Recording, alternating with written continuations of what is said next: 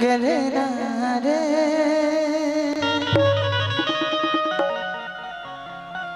Major करे तनी तो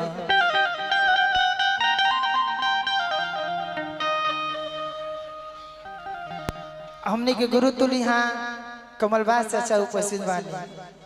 यहाँ के बानी की भोजपुरी के लाज बचेले बानी, नहीं तो बाप रे बाप दू गोला में हंस होता नु हम मंच पर हम तो भाग जाए।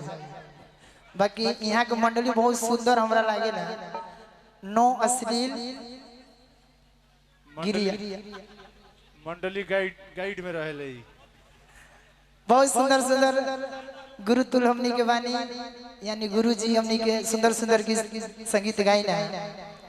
एगो मुन्ना सिंह जी गीत गाई भोजपुरी में, देखाई मनोज भैया मेजरे में। पहले के मेहरारू कहत रही कि ले हो बाला बजरिया से छुनारी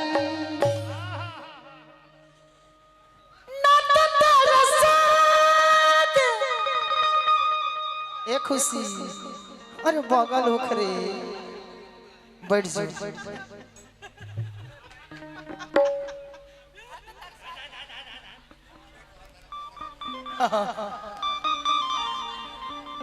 दोनों जाने के जोरे दोनों दू किनार नाचो सो, दोनों गोड़ी चलो सो।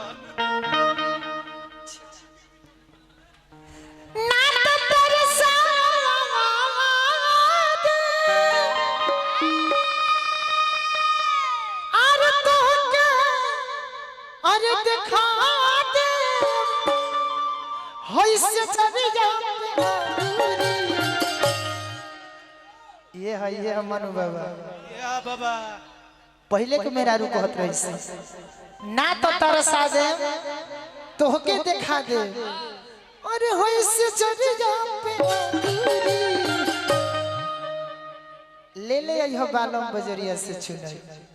ए घड़ी के गीत संगीत ऐसा हो गइल बा कि मत पूछो।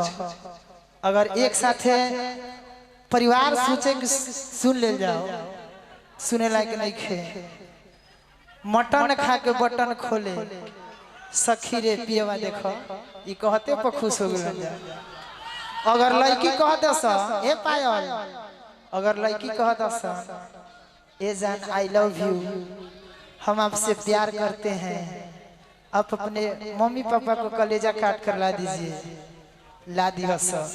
अगर बाप माई कह दे ए बेटा तनी एक लोटा पानी दो ना, मैं हमरा से मांगबू औ तार लइका नहीं खस। बाकी सोचे के बा जुग कहां चल गए, जुग नहीं खे गइल, आदमी गइल बड़े, आदमी के सोच बा। ए घड़ी के गीत संगीत गजब तरह के रहता।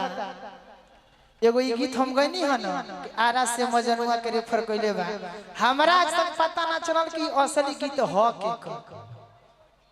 अरे भाई जेकर गीत बाजत ओकर बाजे दो, सब सिंगर के गावला बिना कोई जरूरी थोड़ी ना बा, अपन अपन खाली लागल रहे के बा। मुन्ना सिंह जी गीत गइनी ले ले यह बालम बजरिया से चुनरी, ना तो तारा सादे तोहके दिखा दे से जरिया पंगुरी। मेहरारू कहतिया कि छूछे जानी राजा जी, अरे छूछे जानी सैया जी, अरे नथिया उतारी छूछे जानी, छूछे जानी राजा जी घुघुटा हटाई।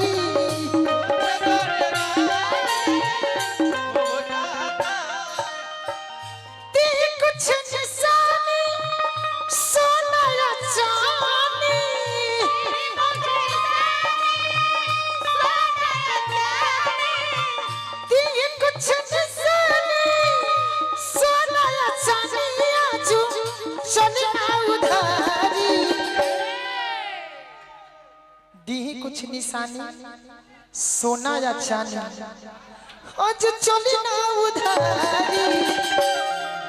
अरे छूछे जानी राजा जी नथिया उतारी,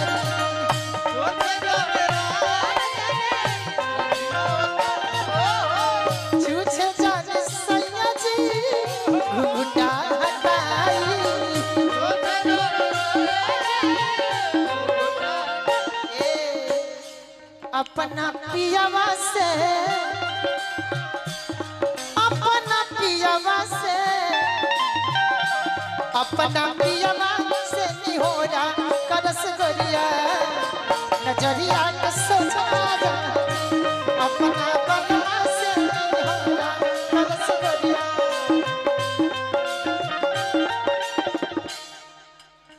सोचा रहे जी रौरा सोचा रहे जी सोचा रहे जी रौरा सोचा रहे जी सामने सामने यूट्यूब पर कि जुड़ल रहे यह बात है उनका करी ए पाया सोचा रहे